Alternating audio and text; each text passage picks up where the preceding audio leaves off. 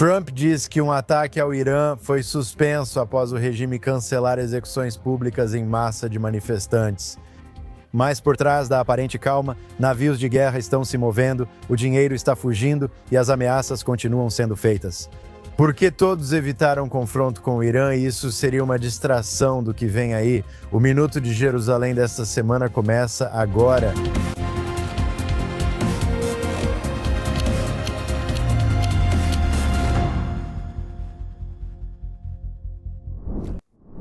Bem-vindo ao Minuto de Jerusalém, na JNS Televisão. Sou Josh Hastings, correspondente da JNS News, falando do JNS Media Hub em Jerusalém. Alex Strayman, Chief Executive Officer da JNS, passa o fim de semana no sul da Flórida, na conferência do Conselho Israelense-Americano. Vamos falar sobre isso um pouco mais tarde. Alex, é ótimo te ver.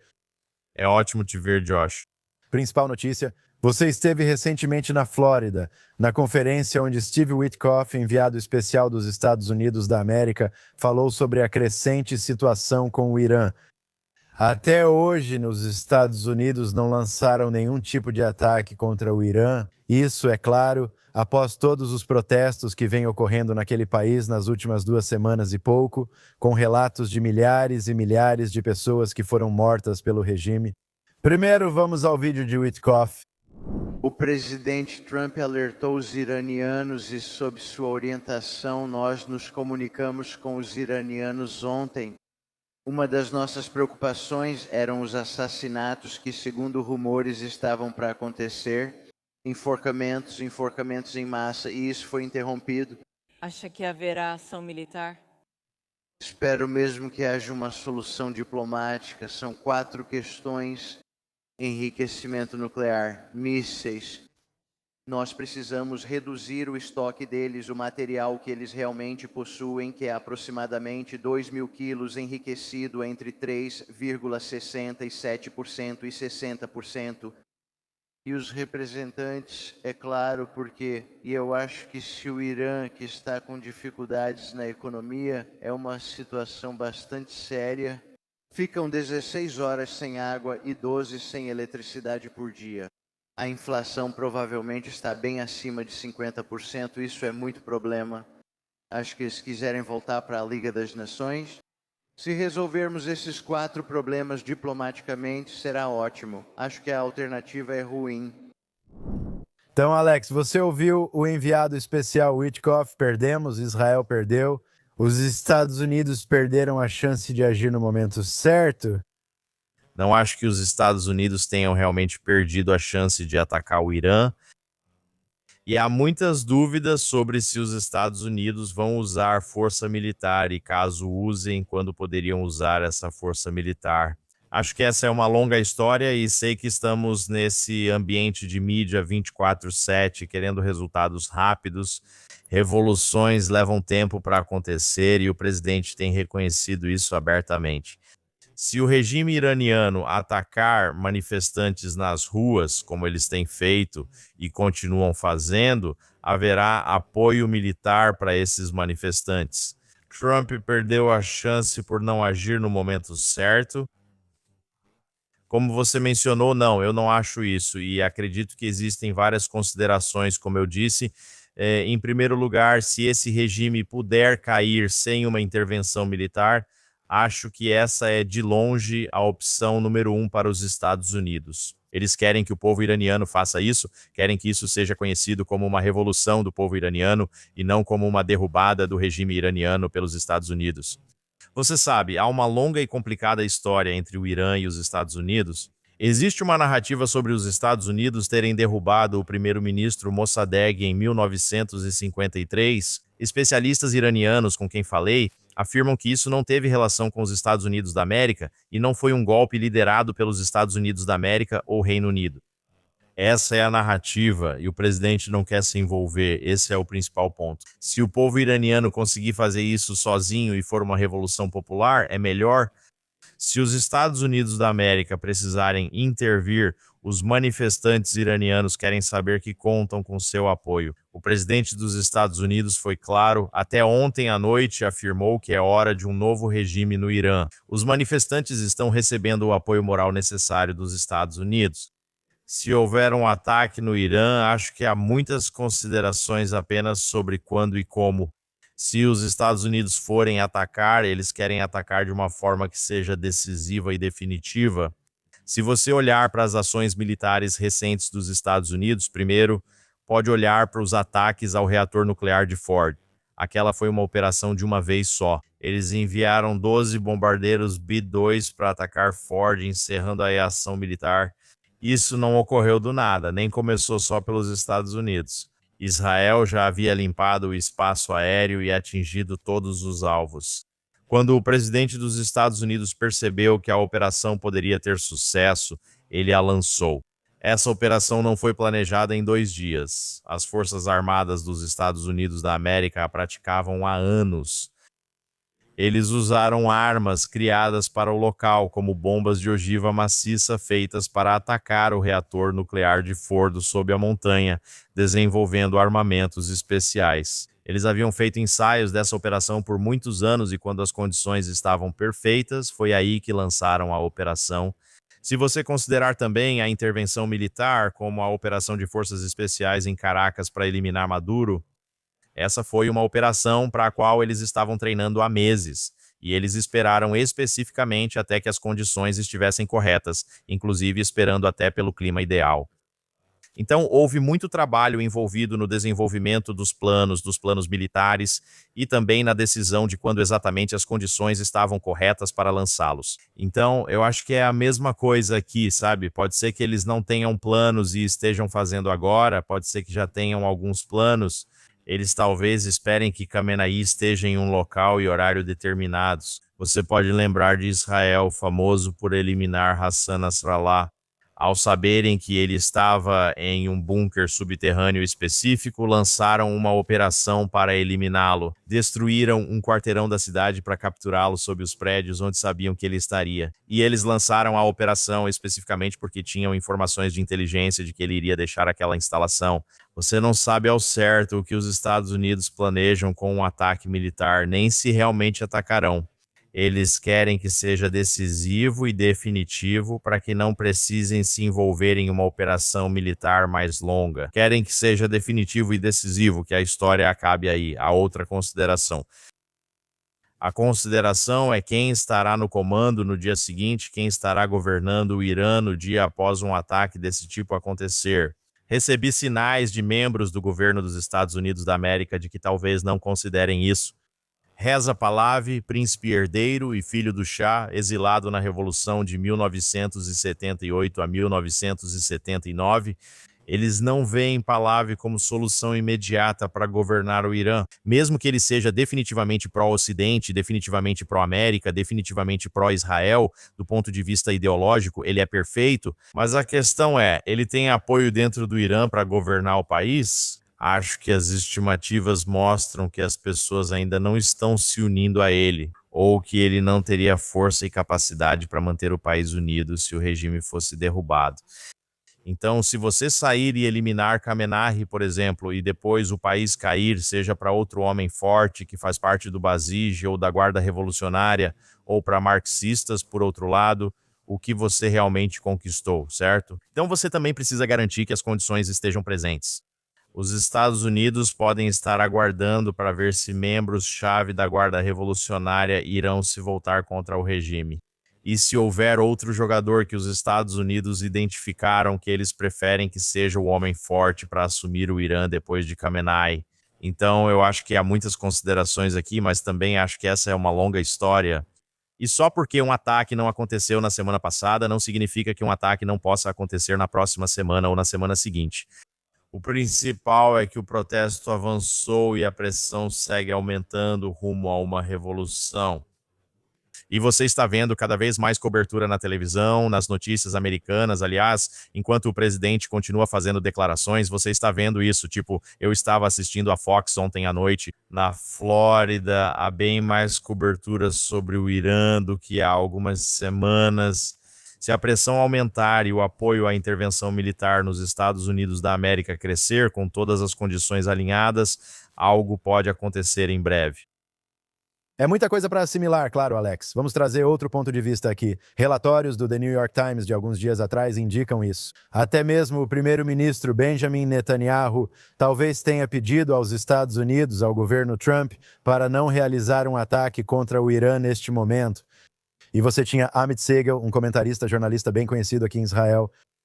Fale sobre as especulações aqui e cite 3 possíveis motivos para esse ataque não ter ocorrido, ele disse. Pode faltar interceptadores para evitar a retaliação iraniana. Novamente, isso é analisando do ponto de vista israelense sobre por que Netanyahu talvez tenha incentivado para que o ataque não acontecesse agora. A segunda é que o ataque seria simbólico e não valeria as consequências. E a terceira é que isso é uma enganação a qual você estava se referindo. Para convencer os iranianos de que os Estados Unidos da América não atacarão, será que Netanyahu pediu a Trump para não atacar o Irã agora? Bem, quero comentar o artigo do New York Times e a questão de se Netanyahu se opôs a um ataque americano. Acho isso mais importante, mas também considero relevante abordar algumas razões citadas por Amit Segal, pois trazem contexto. Não acho que Amit Segal realmente acredita nisso, mas há muito contexto aqui. Se houver intervenção militar, Israel provavelmente será um dos principais alvos de retaliação. Há dúvidas sobre a defesa de Israel. Eu acredito plenamente que Israel está se preparando para esse cenário, já se preparou para um cenário assim. Acho que parte desse movimento de protesto é incentivado por esforços no terreno do Mossad. Então, não acho que Israel teria colocado esses esforços em prática se não sentisse que tem capacidade para derrubar mísseis balísticos que venham em sua direção. É provável que o Irã lance todos os mísseis balísticos restantes e as estimativas são de que Israel destruiu talvez metade dos 3.000 mísseis balísticos que eles tinham antes, durante aquela guerra de 12 dias. Eles ainda têm mais de 1.000, talvez 1.500 mísseis balísticos e Israel precisa ser capaz de derrubar todos eles. O Irã certamente tentará lançar o máximo possível rapidamente. Se acharem que este é o momento final e não precisarão mais deles, que este é o momento. Se eles forem cair, vão querer levar Israel junto com eles. E eu sei que nos últimos dias, antes de Trump recuar e antes dessa reportagem no New York Times, que Israel preparava frente interna e havia muitas pessoas em Israel que acreditavam que estaríamos prestes a entrar em uma guerra iminente com o Irã e que essa guerra ainda poderia estar prestes a acontecer. Então, certamente, a questão da defesa antimísseis é um assunto muito, muito sério. Acredito que Netanyahu não se controlou, não telefonou para o presidente dos Estados Unidos da América e pediu, não corte a cabeça da cobra. Ok, sabe, quando falamos sobre o que é uma vitória total e você olha para tudo isso, talvez cabeça de polvo, né, o polvo do terror seja um termo melhor. Você observa todos os tentáculos que atacaram Israel, Hamas, Hezbollah, Houthis e na Síria. Para eliminar o polvo do terror, é preciso cortar sua cabeça, como se faz com uma cobra. Acredito que Netanyahu e Israel veem a vitória total apenas com a queda desse regime. Então eu acho que para Netanyahu, mesmo que Israel vá ser do outro lado de uma retaliação ou de uma tentativa de retaliação, isso é uma guerra. E infelizmente os fins justificam os meios aqui. Então você tem que estar pronto e disposto a absorver isso. Eu não acho que Netanyahu deu esse relatório, essa ordem, e não acredito em reportagens que vêm do New York Times com fontes anônimas. E isso é simplesmente ridículo, porque se Trump lançasse um ataque, o New York Times estaria publicando uma matéria dizendo que Netanyahu pressionou Trump para o ataque, certo? Então, sempre é sobre Israel. Se houver ou não ataque, é por causa de Israel. Se os Estados Unidos da América atacarem o Irã na próxima semana, também será por causa de Israel. Mesmo que na semana passada Netanyahu tenha dito para não fazer e Trump não fez por causa de Netanyahu, então eu acho que toda a história que aparece é sobre Netanyahu. Sempre tentam criar divisão entre o presidente dos Estados Unidos da América e o primeiro-ministro de Israel. No fim, é sempre sobre os judeus. Essas histórias são sobre isso e é só o que você precisa sempre que vê algo sobre Netanyahu fazendo isso. Ou uma divisão entre Trump e Netanyahu, ou alguém do governo dos Estados Unidos da América dizendo que não gosta do que Netanyahu está fazendo. Ok, isso somos nós. Isso é uma campanha midiática que pode ser baseada na verdade ou apenas refletir a opinião de alguém sobre o ocorrido. Mas isso não reflete a política do presidente dos Estados Unidos ou do primeiro-ministro de Israel. Alex observa os manifestantes e os protestos em andamento. Os manifestantes lá no Irã, ontem você teve o líder supremo, o Ayatollah, acusando Israel e os Estados Unidos de estarem por trás do movimento de protesto, como se ambas as entidades tivessem agentes atuando lá. O Ayatollah afirmou que o regime dele está focado nessas pessoas. Vamos assistir ao vídeo. Consideramos o presidente dos Estados Unidos um criminoso, tanto pelas vítimas, danos e calúnia contra a nação iraniana. Não pretendemos levar o país para a guerra, mas também não vamos perdoar os criminosos internos. Então aí está a propaganda do Ayatollah, do regime iraniano, acusando agentes dos Estados Unidos da América e de Israel de estarem por trás dessas manifestações no Irã, como se os iranianos estivessem justificados e usando violência, matando milhares, porque na mente deles e na propaganda distorcida deles aqui, são Israel e os Estados Unidos da América que estão por trás do movimento de protesto. Bem, sabe, antes de tudo, se são os Estados Unidos e Israel que estão fazendo isso, então por que vocês estão atirando no seu próprio povo, certo? Então, o povo iraniano é inocente, os culpados são Estados Unidos e Israel, que não atacam esses países, mas sim o próprio povo. Essa é a primeira indicação de que o protesto parte agora do próprio povo. Não é a primeira vez que o povo iraniano tenta intervir e promover uma revolução, repetindo esses esforços nos últimos anos. Na verdade, há apenas 2 anos, em 2008, eles estavam nas ruas, sem apoio público dos Estados Unidos da América e Israel. Então, você sabe, e o povo está buscando esse apoio agora. Não há dúvida, absolutamente nenhuma dúvida, de que o Mossad tem pessoas infiltradas dentro do Irã. Quero dizer, nós já vimos isso várias vezes, sabe? Acho que o maior exemplo disso foi quando Israel retirou os arquivos do programa nuclear iraniano alguns anos atrás. E certamente houve relatos de que no início da guerra de 12 dias, agentes infiltrados eliminaram algumas das defesas aéreas. E sabe, talvez mais tarde a gente veja isso em livros. A história da presença de Israel dentro do Irã. E não há dúvida de que há agentes israelenses lá. É certo que agentes israelenses ajudam líderes do protesto a desestabilizar o Irã internamente. Acho que está certo, mas culpar só Israel e os Estados Unidos da América é o que dizem sempre. Morte à América, morte a Israel. Eles transformaram essas duas potências, o grande Satã e o pequeno Satã, nos inimigos há décadas. E isso é apenas uma distração do fato de que não há água para o povo no Irã, que a moeda no Irã está em torno de 14 milhões de real para um único dólar. E esse regime gasta o dinheiro que recebe, como quando vende petróleo para a China. E eles estão gastando esse dinheiro para fornecer armas para a Rússia, em primeiro lugar. Eles usam esse dinheiro para financiar o Hezbollah no Líbano e na América Latina, inclusive na Venezuela, além do Hamas e dos Houthis. E o povo iraniano pensa, o que está acontecendo? O Irã usa seus dólares para criar um programa nuclear ilícito. Então eles estão usando toda a tecnologia para construir armas nucleares e mísseis balísticos, em vez de usar a tecnologia para descobrir como conseguir água para o seu povo. Não há dúvida nem motivo para o povo iraniano não se levantar contra esses clérigos fanáticos, cabeça do terror. Quando são eles que estão sofrendo como resultado, não é como se isso fosse o Catar, que tem fundos infinitos, onde todas as pessoas são ricas e aí usam o dinheiro para fazer o que quiserem e o povo não liga. O povo do Irã sofre sob o regime da República Islâmica e só deseja viver como um país normal. Eles não querem que o passaporte deles não valha nada, não querem que a moeda no bolso deles seja totalmente sem valor. Eles estão cansados do que os ayatollahs trouxeram, morte e destruição desde 1979. e eles querem voltar ao que eram antes. Esse é um povo que tem uma cultura muito forte, é um povo inteligente e tem sido realmente reprimido por esse regime, então eu acho que esse é um movimento popular. Mas, obviamente, os ayatolás não querem que o povo saiba disso. Eles não querem que você saiba disso, isso é o mais importante. Eles não querem que você saiba disso nos Estados Unidos.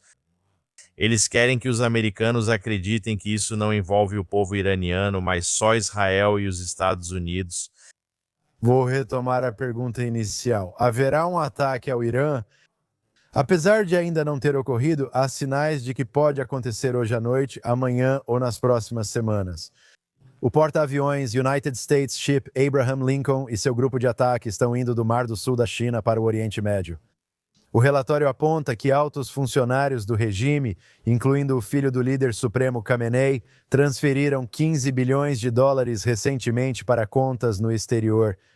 Aqui diz que foi em Dubai. Esses indícios mostram que seguimos em alerta máximo, mesmo sem confirmação oficial. O comando da Frente Interna, aqui em Israel, por exemplo, não mudou nenhuma de suas diretrizes.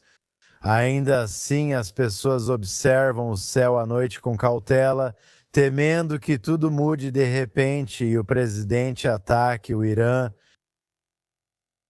Acho que é isso mesmo. Em Israel não é necessário muita preparação, pois o público já está pronto. Os quartos seguros podem ser abertos a qualquer momento.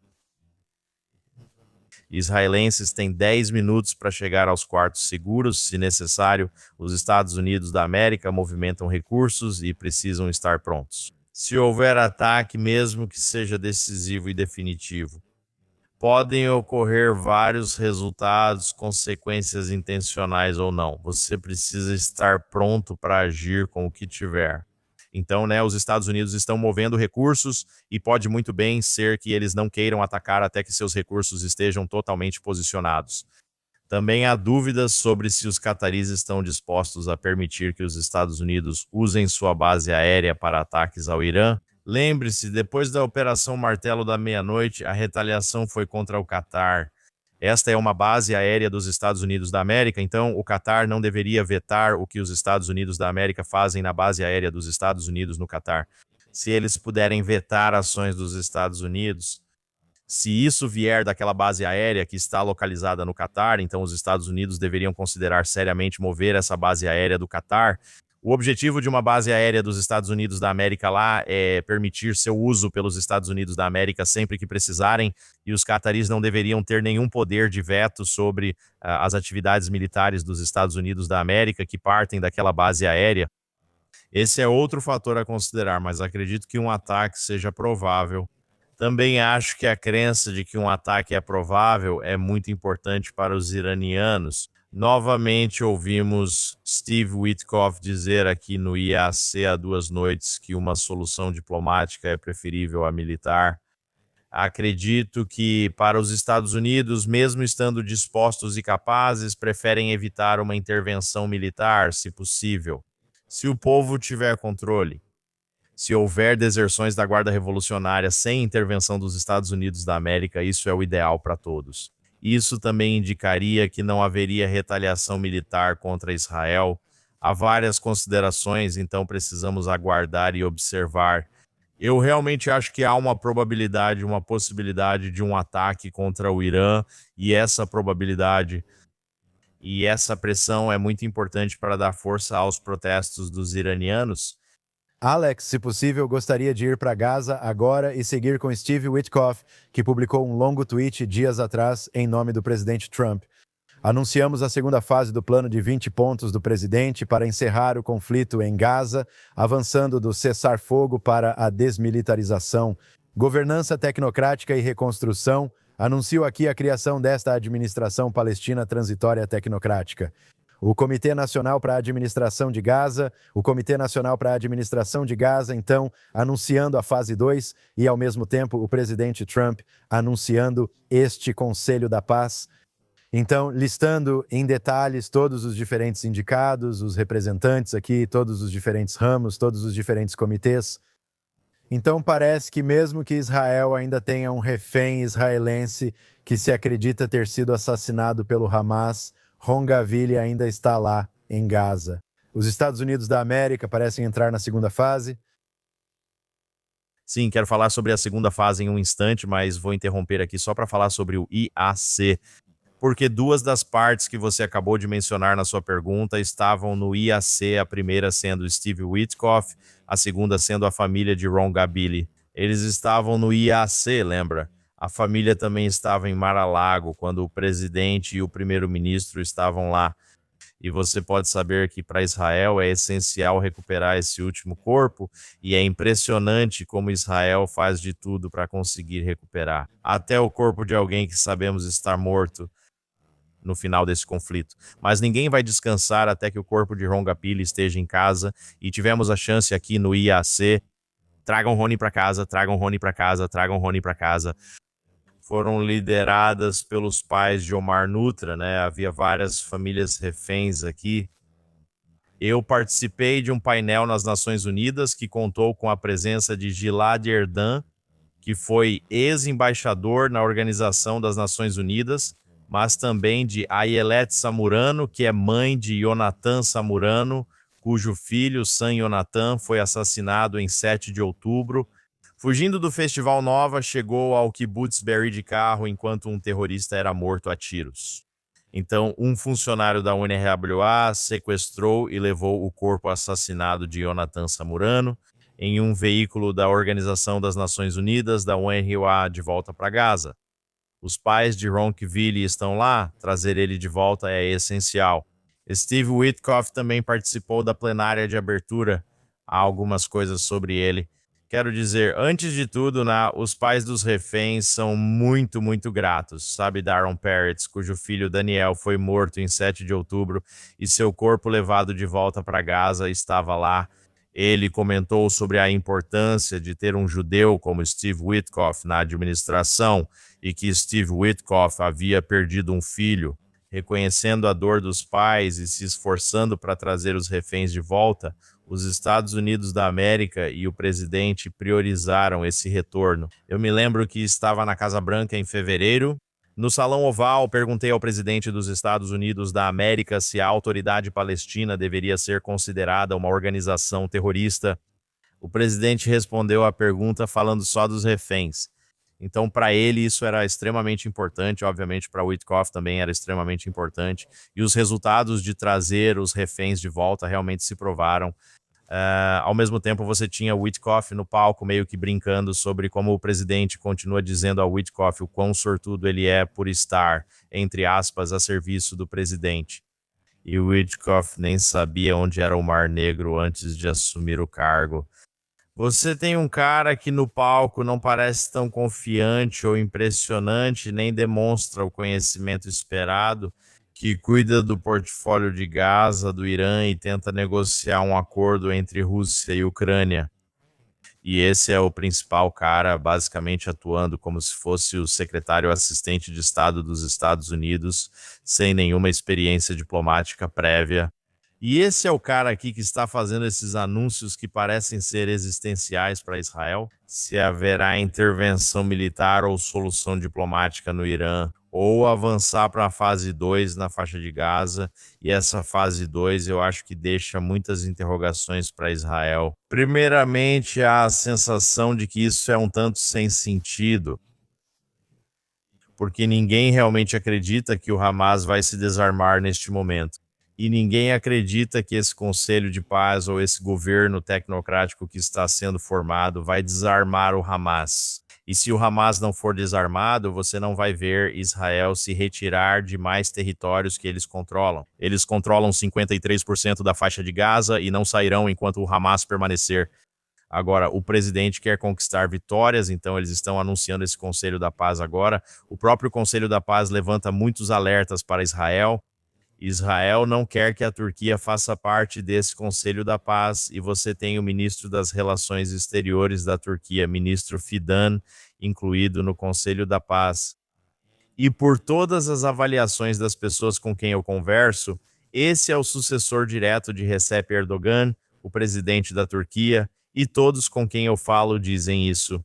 Ele é tão ou mais extremista que Erdogan. Então, quem seria mais extremista que Erdogan? O possível próximo líder da Turquia agora está no Conselho de Paz.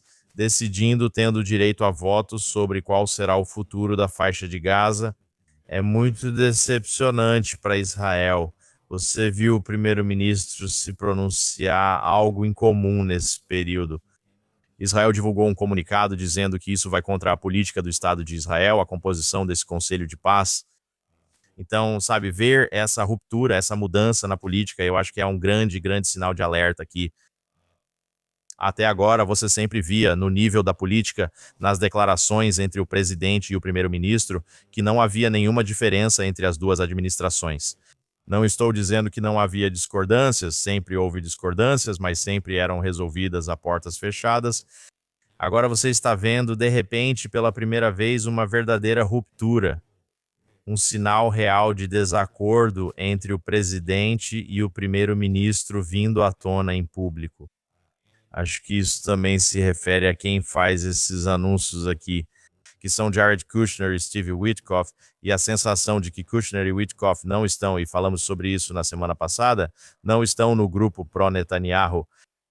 Por isso que o primeiro-ministro foi a Mar-a-Lago se encontrar com o presidente dos Estados Unidos e para alinhar-se com o presidente. Agora você está vendo que o presidente ainda está entregando essa responsabilidade para Witkoff e Kushner para dar andamento ao processo. Qual o mandato real? Como assim? Nós vimos todo o estatuto desse Conselho Executivo ou da Junta da Paz, há muitos níveis diferentes nisso. O que quer que seja, a Junta da Paz, o Conselho Executivo e o governo tecnocrático. O que cada um vai fazer, nós não sabemos exatamente. O governo tecnocrático espera-se que tentem restabelecer água, esgoto e serviços básicos, mas quem está administrando é administrado por um ex-ministro da Autoridade Palestina. Então, Israel não queria ver a Autoridade Palestina assumindo Gaza no dia seguinte, eles não queriam ver o Catar ou a Turquia no Conselho da Paz, mas é exatamente isso que está acontecendo. E, ao mesmo tempo, como mencionei no início, isso pode muito bem ser apenas nomeações simbólicas. Existem vários termos sobre como ingressar e sair do Conselho da Paz. Quem pode votar no Conselho da Paz, sobre o que eles podem votar, o que eles vão fazer. Pode ser que não seja nada além de um grande espetáculo que talvez não mude quase nada na prática. Mas para mim, no final das contas, a principal coisa que poderia sair de tudo isso seria se as pessoas de Gaza que querem sair da faixa realmente conseguirem sair. Para mim, isso é o mais importante. E se o Conselho da Paz não conseguir fazer isso, acho que os moradores de Gaza vão continuar ali sofrendo em meio ao próprio esgoto. Acho que sim. Isso foi criado pelo Hamas em 7 de outubro e pela operação militar israelense e já dura há muito tempo. Alex, você falou da família Gavili e todos gritando que o Irã devia ser libertado pelo Hamas. Saiu um relatório nos últimos dias de que a Jihad Islâmica, aquela organização terrorista, está realmente mantendo o corpo de Ron Gavili, de abençoada memória. Também conversei pessoalmente com a mãe de Ron, Tali Gavili, na semana passada no Knesset, durante uma conferência. Ela falou enfaticamente sobre o que Israel deveria ou não fazer. Para recuperar o corpo do filho, ela afirmou: nada de ajuda ou reconstrução em Gaza até a devolução do corpo, e recusou até a segunda fase. Não devemos agir até que o Hamas libere o corpo dele. Sabe, acho que é isso mesmo. Acho que muitos israelenses sentem isso, sabe? O Hamas deveria devolver todos os corpos vivos e mortos. Eles se recusaram a devolver o corpo de Ron Gavili, mesmo sabendo que ele está em Israel, mostrando que tem informações sobre sua localização. O Hamas, sabe, está se recusando. Felizmente, quero dizer, eles estão se recusando a fazer isso com um corpo morto, o que definitivamente é um nível melhor do que não devolver uma pessoa viva. Mas ainda assim, quão importante é trazer o corpo de Ron Gavili de volta para casa? Assim vocês podem ter um encerramento adequado e um funeral digno. Sabe, os pais estão sofrendo e toda a nação está sofrendo até que ele volte, então é extremamente importante, né? Eu dei um discurso para uma federação, uma atualização, e havia alguém que era membro da equipe da federação. Ele me disse, sabe, definitivamente era um judeu mais liberal, como há muitos judeus liberais nos Estados Unidos. Recebi várias perguntas ótimas e uma delas foi: às vezes é difícil defender Israel com ministros como Itamar Ben-Gvir e Bezalel Smotrich. Sabe, fazendo declarações sobre como não deveria haver comida em Gaza, não deveria haver ajuda e como defendemos Israel quando ministros estão fazendo essas declarações. Aqui você vê os pais de Rongaville. Não é um ministro fazendo uma declaração exagerada, mas sim a família falando.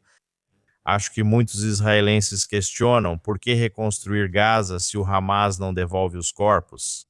O Hamas deveria se desarmar e Gaza ser totalmente desmilitarizada segundo o acordo, mas o Hamas permanece armado. Ok, Gaza não está desmilitarizada. Por que avançar para a segunda fase agora? Enquanto isso, só vimos ajuda humanitária entrando em Gaza, não vimos nenhum tipo de reconstrução. Agora, você pergunta quem está pressionando isso, certo? De um lado é simbólico, de outro veja Kushner e Witkoff. Boa pergunta. Kushner e Witkoff, eles vão lucrar com a reconstrução?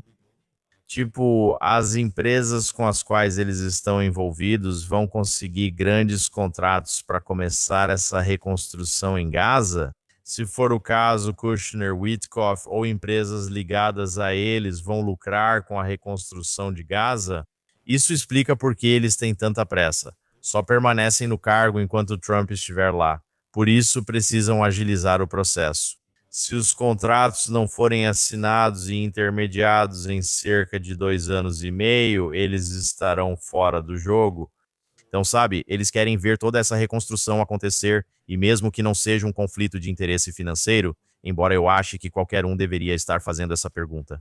Kushner e Witkoff fazem muitos negócios com os cataris e agora os cataris estão nesse conselho de paz. Eles fazem negócios na Arábia Saudita e os sauditas podem estar envolvidos levantando questões de conflito de interesse, mesmo sem envolver dinheiro.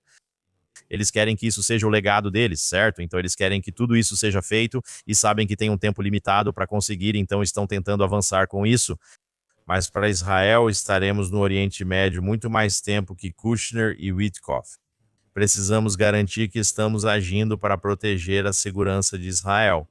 Não só pelos próximos 2 anos e meio do governo Trump, mas por muito mais tempo. Quando o governo Trump entrar para os livros de história e houver um novo presidente dos Estados Unidos. Alex, mudando de assunto. Semana passada discutimos o primeiro-ministro Netanyahu e sua vontade de encerrar a ajuda externa dos Estados Unidos da América a Israel. E enquanto ele fazia... Nesta semana, o Congresso dos Estados Unidos da América aprovou o financiamento do Departamento de Estado, incluindo ao menos 33 bilhões de dólares para Israel via financiamento militar estrangeiro. Pelo visto, pelo menos a curto prazo, o financiamento seguirá para Israel, mesmo que o primeiro-ministro Netanyahu queira reduzir ou até interromper isso nos próximos anos. Certo, bem, isso ainda faz parte do atual memorando de entendimento de bilhões de dólares por 10 anos, certo? Existe um contrato entre Israel e os Estados Unidos. O Congresso deve aprovar essa ajuda e eu diria que até esse memorando de entendimento expirar. Que Israel deve fazer todo o possível para reconstruir suas capacidades militares, especialmente munição e defesa antimísseis.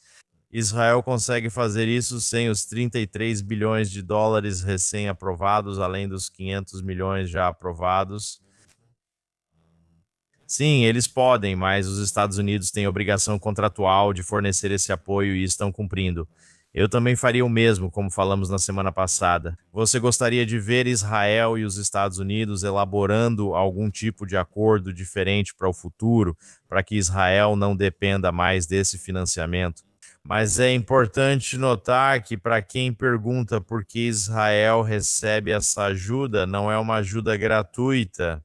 Ok, na verdade, isso é um subsídio para a indústria militar dos Estados Unidos. Porque todo o valor desses 33 bilhões recém-aprovados e dos 38 bilhões que Israel recebe dos Estados Unidos da América precisa ser gasto nos próprios Estados Unidos. Não só isso, quando Israel não tem escolha a não ser gastar o dinheiro nos Estados Unidos, isso significa que Israel não pode ir ao mercado aberto para comprar armas. Além disso, os Estados Unidos têm poder de veto sobre os contratos militares de aquisição de armas por Israel. Então, isso significa que Israel tem que comprar as armas pelos preços definidos pela indústria militar dos Estados Unidos da América, e esse pode não ser o melhor preço. Então, você tem basicamente o Congresso dos Estados Unidos da América e o presidente dos Estados Unidos na época, Barack Obama, garantindo que Israel está comprando produtos americanos a preços altos, então é um subsídio para as empresas americanas. Ao mesmo tempo, Israel é o único país usando ativamente toda essa maquinaria e equipamento, fornecendo feedback em tempo real às empresas americanas. Existe um argumento válido que já ouvi, de que os F-35 não vendiam bem no mercado aberto devido a muitas falhas nesses aviões. Mesmo agora, após todos verem o que Israel fez nos ataques aos Houthis no Iêmen e principalmente na guerra de 12 dias contra o Irã, adivinha só, agora todos querem F-35. Quando você vê o que os pilotos israelenses conseguiram fazer com o F-35, quando você vê o que Israel conseguiu fazer basicamente improvisando o F-35 para carregar mais combustível do que os Estados Unidos da América, do que quando os Estados Unidos da América forneceram essa máquina a Israel. Agora essas informações são enviadas aos militares dos Estados Unidos da América, permitindo atualizar e modificar o F-35, tornando-o mais comercializável. E estamos falando de bilhões e bilhões de dólares em vendas que agora os Estados Unidos da América podem fazer, porque esse dinheiro foi dado para Israel, e Israel comprou esses F-35 com esses dólares, e depois Israel turbinou o F-35. Há muitos benefícios para os Estados Unidos da América ao dar esse dinheiro a Israel. Não é uma via de mão única nem uma doação. Ainda nem mencionamos o compartilhamento de inteligência e outros benefícios que os Estados Unidos obtêm com essa parceria militar. Alex, estamos quase sem tempo, mas tem mais uma história que precisamos discutir esta semana. Seria a principal notícia se não fosse pelo Irã e pela situação em Israel. O governo tem só uma semana para aprovar o orçamento de 2026 em uma primeira leitura. No Knesset, para evitar sua dissolução e novas eleições em Israel, a assessora jurídica Sagit Afik informou aos parlamentares que a primeira leitura deve ocorrer na próxima semana. Devem passar pelo menos 2 meses entre a primeira e a segunda leituras do orçamento, e a última deve ser até o fim de março. Isso pode ser confuso. Em Israel, se o orçamento não for aprovado, o Knesset é dissolvido automaticamente. Agora há eleições marcadas para outubro. Mas se esse orçamento não avançar e a primeira leitura não acontecer, e depois a segunda e a leitura final, Israel pode acabar enfrentando eleições aqui nos próximos meses. Eu não sei, 90, 120 dias em vez da última data possível, que é neste próximo outubro. É isso, né? As pessoas não entendem. O sistema político israelense parlamentar é bem diferente do americano. Sabe, você não elege um presidente por 4 anos, e aí 4 anos depois tem uma eleição, sabe? E aí pode ter um segundo mandato. Em Israel, o sistema parlamentarista permite que o primeiro-ministro seja escolhido por acordo entre partidos em uma coalizão. O governo enfrenta moções de desconfiança todo mês e pode ser dissolvido a qualquer momento se membros da coalizão saírem deixando-o sem maioria, ou se o primeiro-ministro retira seu partido do governo e convoca novas eleições. Um dos principais gatilhos para cancelar o governo é a aprovação do orçamento do Estado, que agora é para 2026. O prazo para aprovar um orçamento para 2026 é no final do primeiro trimestre de 2026. Então, agora, Israel está meio que, e isso acontece o tempo todo, está funcionando com uma extensão do orçamento de 2025. Eles têm até o final do primeiro trimestre para aprovar o orçamento. O assessor jurídico do Knesset analisa o calendário e o cronograma processual e comenta: para aprovar esse orçamento em segunda e terceira leituras, é necessário um intervalo de 2 meses após a primeira leitura. Então, se você fizer as contas, eles têm que aprovar o orçamento pela coalizão, basicamente em uma semana. Então, você tem uma crise potencial aqui, agora. O orçamento passou pelo gabinete, ok? O gabinete já aprovou esse orçamento, então isso é um bom indicativo de que Netanyahu tem capital político para aprovar esse orçamento. mas os partidos religiosos disseram que não votariam a favor do orçamento se algum tipo de lei de recrutamento não for aprovada agora. Eu não acho que eles parariam o processo agora, antes da primeira leitura, porque eles podem votar a favor do orçamento. Eles podem aprovar o orçamento na primeira leitura e deixá-lo avançar até o prazo final, quando precisa ser aprovado na segunda e terceira leituras, o que pode ocorrer quase simultaneamente. Não precisa haver um intervalo entre a segunda e a terceira leitura. Então, é provável que os partidos religiosos votem a favor do orçamento agora. Mas pode ser que outra crise seja adiada por cerca de 1 mês ou 6 semanas a partir de agora. Netanyahu pode olhar ao redor e com certeza está acompanhando pesquisas agora. E ele pode dizer, ei, a situação está boa para mim, eleitoralmente, se ele estiver indo muito bem nas pesquisas. E se ele não vê a oposição unida em torno de outro candidato, se ele não vê que outros partidos se juntaram, ele pode dizer, ei, sabe de uma coisa? Na verdade, é um bom momento para convocar a eleição. Netanyahu basicamente dirá, culpem os partidos religiosos por votarem contra o governo ou o orçamento. Ele pode simplesmente dizer que não vai aprovar a lei, seja o que for. Ele pode criar um cenário em que alguns membros do próprio governo dele não votem nesse governo. Isso seria um gatilho para uma eleição automática, e essa eleição, como você disse, aconteceria em cerca de 90 dias. Então, se Netanyahu quiser que haja uma eleição antecipada, esse é o gatilho perfeito para isso. A probabilidade, porém, é que ele consiga aprovar esse orçamento já na primeira votação. Outra crise orçamentária pode ocorrer em cerca de 1 mês. Continua. Alex, pelo que entendi, você está voltando para Israel esta semana e finalmente estará de volta ao estúdio. Já faz muito tempo? Já faz tempo. Gravamos 4 episódios seguidos, viajando por cerca de 3 semanas e meia. Estou muito ansioso para voltar a Jerusalém, para estar com minha família, mas tem sido uma viagem muito boa e produtiva para o JNS. No IAC, pelo menos 1 dúzia de pessoas que eu nunca conheci veio falar comigo e me reconheceu. Disseram, ei, assisto sempre seu podcast e leio o JNS. Vocês são incríveis. Alguns perguntaram, você é o Josh? E respondi, não sou. Eu sou o Alex. E eles ficam tipo, Você faz o podcast com o Josh. Outra pessoa comentou, uau, você parece bem mais magro pessoalmente do que eu pensava. eu não sei. Fale com o Yuri e a equipe sobre alterar o enquadramento. Mas com certeza há muitas boas vibrações em torno de JNS aqui no IAC. Você nota a diferença. Já fui a essa conferência 7 vezes e antes as pessoas não me procuravam tanto dizendo, estou lendo o JNS, vocês são os melhores. Estou assistindo ao seu podcast. É tão informativo que alguém pausou para fazer anotações. Muitos dizem, vocês são os únicos com quem concordo totalmente. Isso mostra que estamos no caminho certo. E que a lenda de JNS está crescendo como, infelizmente, provavelmente os únicos que falam a verdade na mídia judaica e israelense. Então, sabe, é um bom reforço, às vezes é bom sair por aí.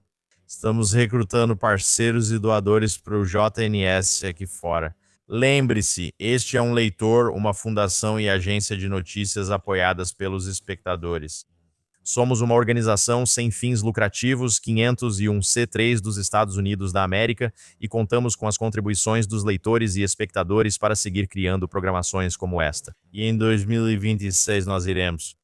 Vamos ampliar e qualificar a programação e tudo depende do seu apoio. Preparando o terreno para a cúpula JNS, que será em Quincy, 16 e 17 de abril em Jerusalém, no Waldorf Astoria.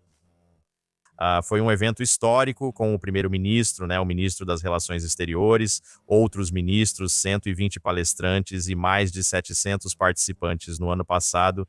E estamos ansiosos não apenas para repetir esses sucessos, mas realmente levar isso para o próximo nível. Acessem jnsummit.org para se inscrever ou obter mais informações sobre a cúpula. Acho que será um evento importante e imperdível. Já avançamos muito aqui no local. Fizemos muitos avanços desde o ano passado e desde o início de 7 de outubro. mas vai ser realmente bom estar de volta. Então estou ansioso para te ver no estúdio na próxima semana. Boa viagem, Alex, e nos veremos, se Deus quiser, na próxima semana. Esse é todo o tempo que temos para hoje. Quero agradecer ao pessoal por trás das câmeras. Aqui temos Yuri Sretsky, o gerente Ro O'Glanter opera a mesa, com Ryan Lischitz, o produtor Zach Sickerman e a produtora Esther Eden na JONS Televisão. Como Alex falou, acesse jons.org para as últimas notícias de Israel, Oriente Médio e do mundo judaico. Até a próxima semana no Jerusalém Init.